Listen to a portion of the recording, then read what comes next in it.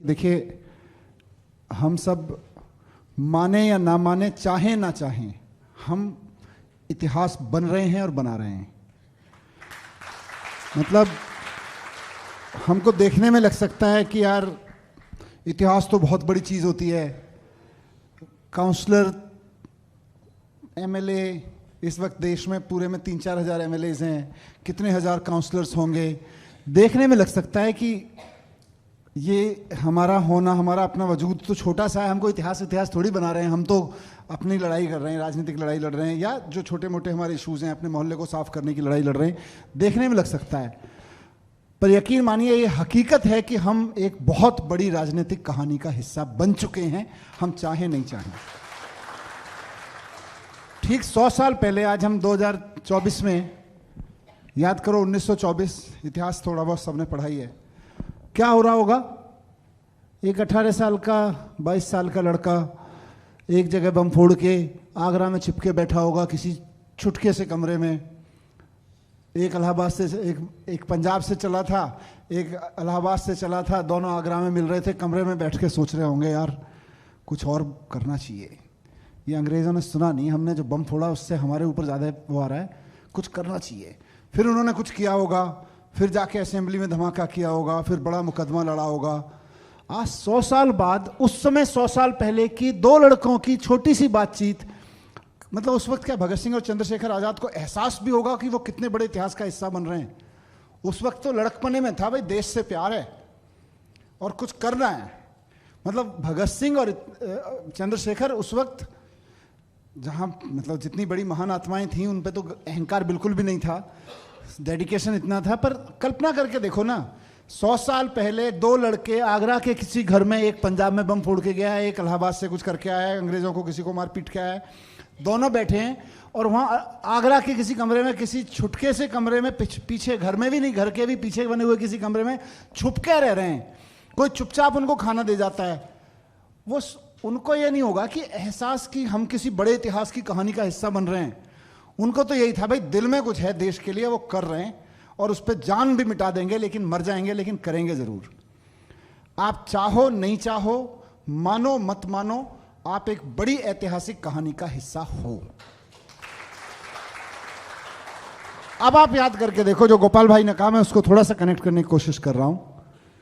हम सब ने सुना है कि चंद्रशेखर आजाद किसी दोस्त से मिलने गए, अल्फ्रेड पार्क में बैठे हुए थे, और वहीं किसी ने जाके फोन किया, उसी एज के, उसी जैसे किसी लड़के ने पुलिस को फोन कर दिया, अरे वो जिसको ढूंढ रहे हो ना, वहां बैठा है, वहां बैठा है, वो पकड़ो। गए, मार डाला। जैसे मतलब आजाद साहब ने जो बहादुरी दिखाई उसकी बात अलग है, पर मार डाला। किसकी वजह से मार डाला? वो आदमी भी नहीं सोच रहा होगा कि मैं किसी इतिहास का हिस्सा बनने जा रहा हूं, उसको भी नहीं पता था कि मैं किसी ऐतिहासिक कहानी में कुछ कर रहा हूं। पर आजाद ने अपना काम किया और उस गद्दार ने अपना काम किया, और 100 साल बाद मैं और आप, और आज से 100 साल बाद भी हमारे और आपके चौथी पांचवी पीढ़ी के बच्चे जब इतिहास पढ़ रहे होंगे तो आजाद को सलाम कर रहे होंगे और उस आदमी को पे थूक रहे होंगे, है कि नहीं? तो अपनी भूमिका इतिहास में हमें खुद ही तय करनी है। ये बहुत बड़ा इतिहास लिखा जा रहा है। आप सोचो ना, दिल्ली नगर निगम कितने साल से है जी? मतलब देवेंद्र भाई, आप सब लोग तो जो पुराने सीनियर लोग भी हैं, सब जान रहे हैं, कितने साल हो गए नगर निगम को बने? 57 में बना था। 57 से आज तक दिल्ली नगर निगम कभी इतना चर्चा में रहा, इतना सुर्खियों में रहा है, जितना आपकी वजह से है। रहा है कभी? भाई ठीक है, पार्षद अभी बने, एमएलए अभी बने, लेकिन राजनीतिक कीड़ा तो पहले से ही है ना, खबरों को पढ़ने का, समझने का, देखने का, है ना? कभी दिल्ली नगर निगम इतनी चर्चाओं में देखा? आप चाहो नहीं चाहो, ये सुर्खियां आगे आने वाले इतिहास में लिखी जाएंगी। आज से 10 साल बाद, 20 साल बाद, 50 साल बाद इन पे चर्चाएं होंगी कि किसी समय एक पागलों की सेना आई थी अरविंद केजरीवाल जी के नेतृत्व में, और बैठ के ऐसे लड़ती थी, ऐसे लड़ती थी, ऐसे, और फिर सब ये सब होगा। मैं गया, मैं जब जेल में था, मेरे पास में, अब रिकॉर्डिंग हो रही है, मैं बहुत डेटा मतलब फैक्ट्स की जगह थोड़ा सा वेगली बताऊंगा। मैं जेल में था तो मेरे पास एक बहुत बड़ा आदमी आया, मतलब बहुत ही बड़ा है वो, और उसने आके कहा मनीष जी देख लो सड़ने मतलब सड़ा देंगे आपको, ये आपको दिल्ली चुनाव से पहले तो नहीं निकल देंगे। मैंने कहा दिल्ली चुनाव से पहले मैं निकलूँ नहीं निकलूँ भगवान पे छोड़ रखा है मैंने, पर आप बताओ क्या कह रहे हो। बोले आ जाओ तोड़ लो, मतलब वही जो बातें होती हैं। तो मैंने उनको यही कहा, मैंने कहा पहली बात तो जेल में मैं मर भी गया तो सड़ूंगा नहीं, मरूंगा, सड़ने वाला नहीं है, क्योंकि मेरी आत्मा नहीं सड़ेगी, शरीर तो एक दिन सबका ही सड़ना है, तो आत्मा नहीं सड़ेगी। क्यों? क्योंकि मैं तो जगदीप भाई के साथ में इसी जेल के दरवाजे के बाहर बैठ के 3 दिन बैठा था जब अन्ना अंदर थे, अरविंद जी अंदर थे, और वहीं जगदीप भाई ढोलक बजा रहे थे और मैं नारे लगा रहा था। फिर उससे उठ के जंतर मंतर पे बैठ के मैंने कहा, मैंने लिटरली ये बोला उस आदमी को, मैंने कहा मैं तो भाई जंतर मंतर पे अखबार बिछा के सोता था, यहाँ तो कम से कम जेल में दरी है, जंतर मंतर पे ऊपर पंखा भी नहीं होता था, कम से कम जेल में ऊपर पंखा चल रहा है। मैंने कहा ये डराओ मत सड़ने से। तो दूसरी बात फिर मैंने उनको कही, मैंने कहा देखो और एक चीज़ और बता दूं, यहाँ मैं खुद पे गर्व करता हूँ कि देखो मैं एक बड़े ऐतिहासिक घटना का हिस्सा हूँ। आपकी पार्टी के नेता आडवाणी जी और अटल जी ने उस वक्त जब वो 2 सांसद थे, उस वक्त अगर सोच लिया होता कि यार ये कैसे चलें, उस वक्त के सत्ता भी जुल्म कर रही होगी उनके ऊपर, अगर उस वक्त सोच लिया होता कि नहीं यार देख लेते हैं जेल से कैसे बचें क्या करें, तो मैंने कहा आज आप इस पद पे नहीं होते जिस पद पे आप हो, आपकी पार्टी की औकात इतनी नहीं होती, इसलिए ही थी। तो आप सिर्फ पार्षद नहीं हैं, आप सिर्फ पार्टी के लीडर नहीं हैं, आप आने वाले समय की पार्टी की औकात बना रहे हैं।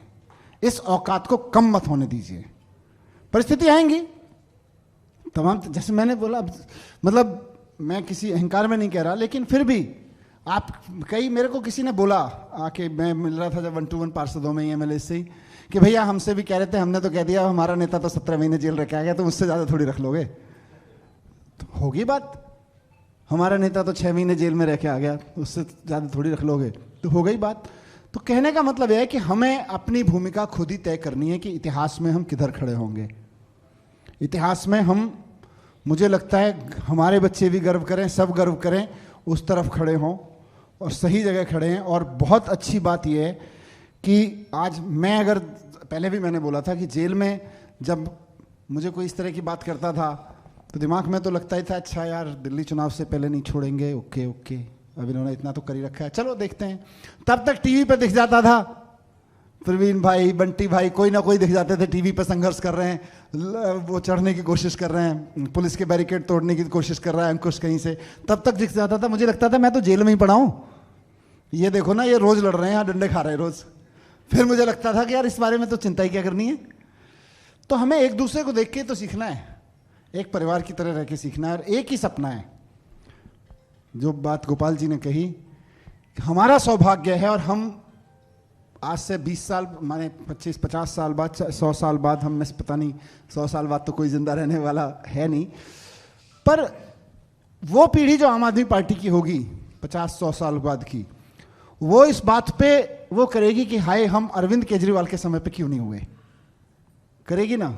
जैसे आज हम देश के लिए लड़ते हैं तो हमें भी लगता है यार हम भगत सिंह के समय पे क्यों नहीं हुए, या पता नहीं कहाँ होंगे, कौन सी भूमिका निभा रहे होंगे, लगता है ना, कई बार सोचते हैं तो हाय हम गांधी के समय पे क्यों नहीं हुए, हम सुभाष चंद्र बोस के समय पे क्यों नहीं हुए, लगता है ना कभी कभी जब देश के बारे में कुछ करने का सोचते हैं। आने वाली पीढ़ी को जरूर ये लगेगा कि यार हम अरविंद केजरीवाल के समय पे क्यों नहीं हुए, और आपसे ईर्ष्या करेंगे लोग सोच सोच के कि कितने लकी लोग थे जो अरविंद केजरीवाल जी के समय पे हुए थे, उनके साथ राजनीति कर रहे थे। हम सौभाग्यशाली हैं कि हमें ऐसे नेता के साथ काम करने का मौका मिल रहा है, साक्षात 1-to-1 बैठ के, जिस पे जान देने का मन करता है।